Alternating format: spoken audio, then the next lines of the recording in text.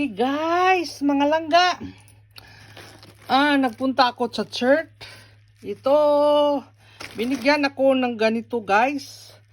Yung pangsalad yan, pangsalad. Ito, 1, 2, 3, 4, 5, 6, 6 ng ganito.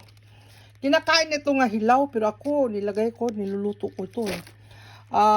Yung cabbage, 2 lang cabbage ko kasi hindi ko naluto yung cabbage nung una. At saka mayroon yung bibi buksoy. Binigyan ako ng bibi buksoy. Ilang lutuin ito kasi masisira ito. At saka binigyan ako ng strawberry. Mahal yung strawberry. Sabi ng kaibigan ko, mahal yung strawberry. Mahal talaga yan. Bibilin mo. At saka binigyan ako ng beef stew. Sa ma-expire pa to sa ano pa December 2, 27 pa expiration date. Ito, pineapple juice.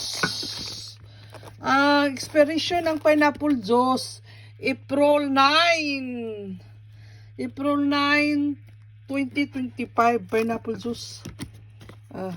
Kapag mga ganito guys, yung mga box, pamigay na sa ibang lugar, patapon ng basura. Dito hindi nila itatapon, pamigay kasi mayroong gusto. At saka ito, chicken breast. Mahal itong chicken breast. Chicken breast. Chicken breast. At saka mayroon akong buba.